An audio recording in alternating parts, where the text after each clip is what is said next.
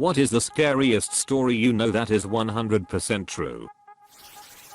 I would call it creepy more than scary, but my mom's friend had a small house and lived alone. She noticed weird things, a batch of soup depleting faster than usual, missing eggs, damp towels in the hamper when she hadn't used any, extra dishes in the dishwasher, etc. This went on for months. She thought she was just being forgetful. One day she heard some thumping around in her attic and went to investigate. She found some makeshift living quarters, small radio, hot plate, sleeping bag, pillow, food wrappers, etc. She called the cops who came to keep an eye on the place. They ended up catching a homeless man climbing a tree, trying to sneak into her attic window.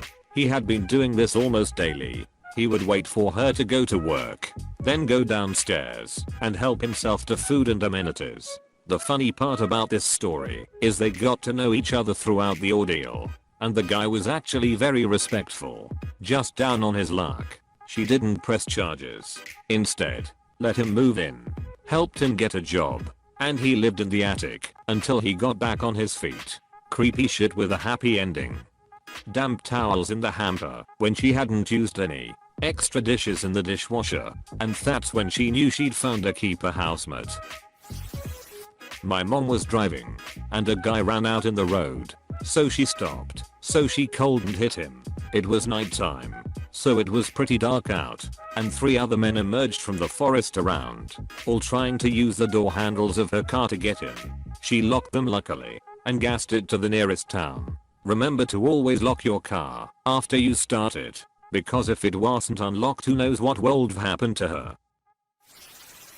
My friend's boss bought an Audi A4 convertible back when they were new and interesting. One of the talking points was the pop-up roll hoops that were hidden unless you rolled it. A few months after buying it, he got to test those roll hoops out as he lost control and skidded down a steep bank about 10 meters, 35 feet deep. The roll hoops did their job, and he survived with just cuts and scratches from the bushes he plowed through. The car ended up the right way up, and he got out, walked back up the bank to the side of the road, then got on the phone to the police to report the accident. While he was standing there, a driver from a car that had seen the accident came over to speak to him. Approaching from behind, the other driver asked if he was okay. My friend's boss turned around to reply and dropped dead. His neck had been fractured, but was in one piece right up until he turned his head, when it severed his spinal cord. Various torture murders are probably the most horrific things I've read about. Junko Furuta, who was a perfectly normal girl until she was kidnapped off the street by a gang for no reason. Purely wrong place, wrong time. According to Japanese sources, and unimaginably raped and tortured to death over 44 days. Kiki Camarena, a D agent in Mexico, who was kidnapped by the Guadalajara cartel and tortured to death over about 3 days. His story is the central focus of the show Narcos, Mexico, but from what I've read, his death was even more brutal than what they make it out to be. A detail consistent in both is that they brought in a doctor to revive him numerous times when he got too close to death and keep him conscious so he couldn't pass out from the pain. Kellyanne Bates, who was groomed from a young age by a scumbag who eventually killed her slowly over the course of about a month in their apartment. Her injuries were so horrific the jury at the guy's trial had to get counseling. For example, her eyes were missing, and there were stab wounds in the sockets. Sylvia Likens, whose parents left her in the care of a woman who both personally and with the help of her children and their friends degraded, tortured, and killed over several months. The Hello Kitty murder in China, where a man and his about 13-year-old girlfriend kidnapped a prostitute who had supposedly stolen from him, even though sources say she had paid him back with interest, tortured her to death, and then stuffed her corpse into a Hello Kitty toy. Baby Brianna, a newborn whose mother, father, and uncle tortured and raped her from the second they brought her home from the hospital until the second she died. Baby P, a British toddler whose mother let her boyfriend torture him to death. His back was broken in his last days of life. Honestly, there are just so many horrifically on par with each other. You could list them all day. Artemis Pyle, the drummer from Lynyrd Skynyrd, survived a plane crash and walked to a nearby house, only to be shot by the homie Arwana. The homie Arwana saw a bloody long-haired man and winged him. Pyle survived that as well and made a full recovery. Before my dad died, he once told me a story from when he was in Vietnam in the 1960s.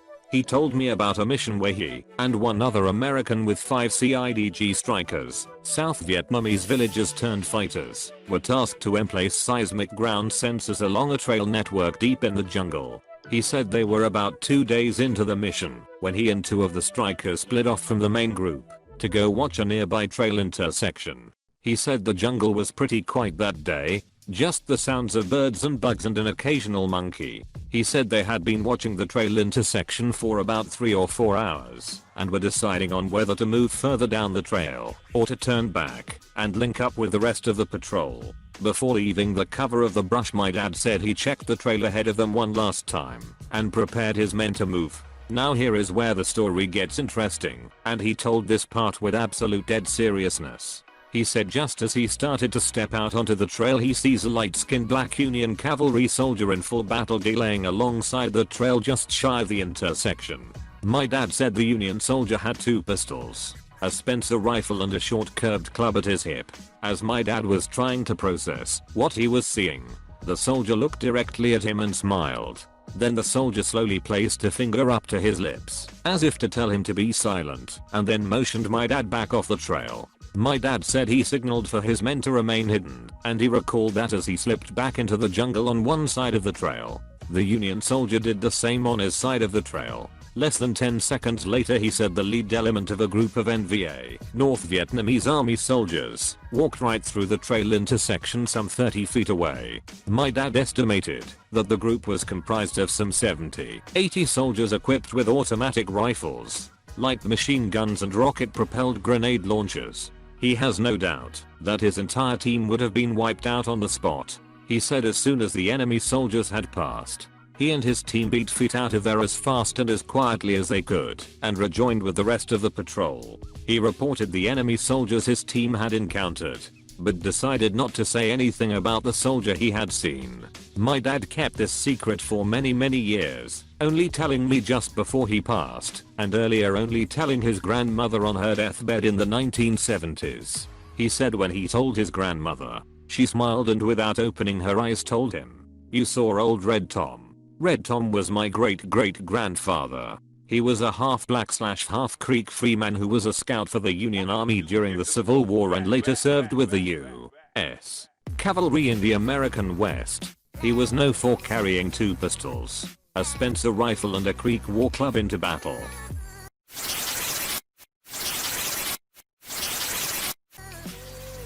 A female friend in college disappeared from a party at another university in the city town 25-ish miles north of our school. She had arrived with another friend who I believe had driven. At some point she split off to play cornhole or something and was later inexplicably gone. Phone calls went to voicemail. Police were called, but she was simply missing. About 10 days later she was found by a homeless man who witnessed her crawling up to a bus stop in the city, begging for help.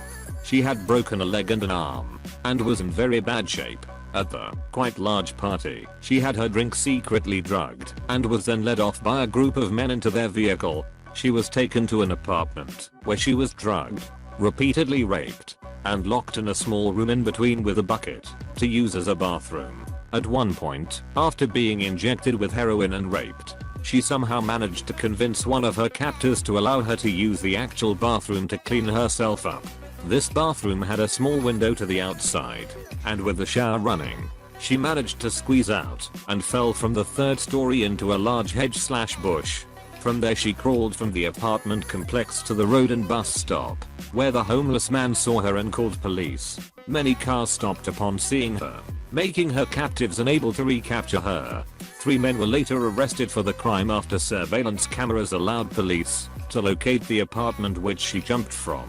She returned to our university almost 2 years later, graduated, and became a nurse. She was obviously traumatized, never partied again, carried a gun everywhere she could, and somehow moved on with life. It was a terrifying tale none of us ever forgot. She was an 18-year-old freshman when the incident happened.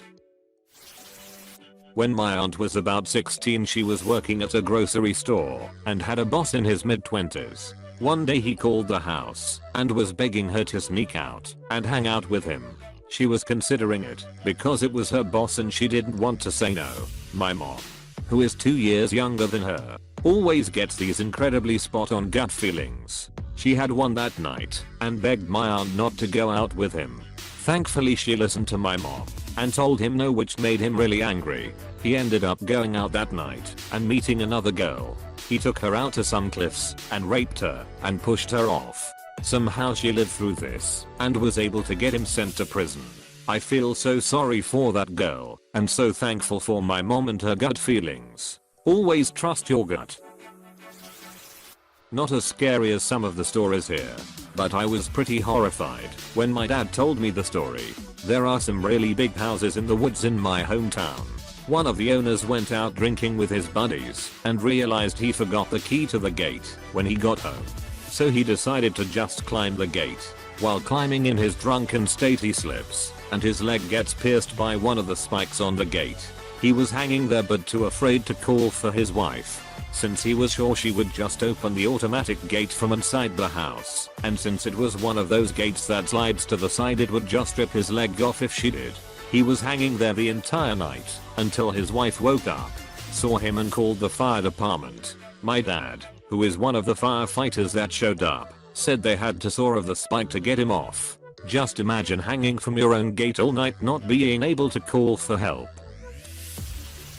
I spent my first 10 years in New Delhi. Back then, we would find dead women, burnt with acid or set on fire, and it used to be so normal. Like, oh look, another one of those dowry cases, where her family didn't pay the husband enough money, so they killed her. Many years later I revisited those memories, and realized how insane that actually was. I'd totally forgotten about all that. 100% true as it happened to me. It's probably more spooky than scary. I'll let you be the judge. Many years ago, before there were cell phones, we had these things called pagers strapped to our hips. Someone would page you with their phone number and you would call them back when you got to a phone. As an on-call technician working in the audio-visual field, my pager would go off all the freaking time. Like most people who used pagers, our clients knew that if you followed up your number with a 911, that would indicate to the technician to stop what they were doing and call right away. Although I was always busy IRL, if ever got 911s. One afternoon traveling from Orlando to St. Petersburg via Interstate 4, my pager goes off with a number 1 don't recognize, followed by the 911. I find the first exit and pull into a little truck, stop looking place outside of Plant City to use the payphone. This takes maybe 3 minutes tops. I walk in, ask for some change and head to the wall where there are 4 payphones to choose from. I pop my quarter in and dial the number displayed on my trusty pager. It rings. And rings. And rings. And rings. I'm thinking to myself, WTF? Who would page me with a 911 and not answer their phone? It's just about then that I notice another ringing sound in addition to the one in my ear. I pull the handset from my ear and 2 phones over on the wall. Another payphone is ringing, but with an incoming call. I hang up the handset and the ringing stops on the other phone. I walk a few paces over, pick up the handset, and look at the phone number printed above the buttons. I look at the number on my pager. I look at the number on the phone. I look at the number on my pager again. I look at the phone again. Except for the 911, they are identical. I kinda lose my breath for a second, and then I make my way over to the girl at the counter and ask if she saw anyone use the payphone. She said I was the only person in the store in the last hour. The whole episode probably took 15 minutes. But man, I was freaked out. The hair on the back of my neck was standing straight up, and I just wanted out of there. I get about 10 miles down the highway and come upon a scene that looked like a bomb went off. 4-car pileup involving a tractor trailer hauling a load of steel that had come loose. State troopers and paramedics just arriving. I pulled over to the side and helped the best I could, but it was all pretty much over once it began. I have no idea why I got that page, or from whom or what, but I'm convinced that if I hadn't, I would not be alive to write this today. The driver, one of the semis we took in on trade, died in the truck. The sleeping area is a bunk with a mattress that can be flipped up, and under it is a seat and a table. So during the day it's a dinner setup, and at night, you pull a lever and pull the bunk down to sleep. Well, something happened, and the bunk flipped up while the driver was sleeping, and it pinned him against the wall. He couldn't get it to drop back down and suffocated. He was stuck there for somewhere around 12 hours. Someone had noticed that he was parked for an unusually long amount of time for the kind of deliveries he did. The company that built the sleeper did something to the bunk, so that couldn't happen again, and supposedly recalled all of that sleeper style. I was in a crappy motel. The room had bed bugs. I was too exhausted to go to the front desk. I just needed to make it until the morning. I slept in the tub. Hours later I hear someone breaking through the window. I had a big knife with me and ran out into the room to find a man halfway through my window. We stared for a while at each other in shock. I think we both were scared. Then he says, "Is this your room?" I'm like, "Yes. This is my room, man." More staring. Then he slowly starts backing out while cursing me for leaving my window unlocked and not expecting him to break in. Motel on what are we? Sacramento. Hey, thanks for watching, and don't forget to subscribe.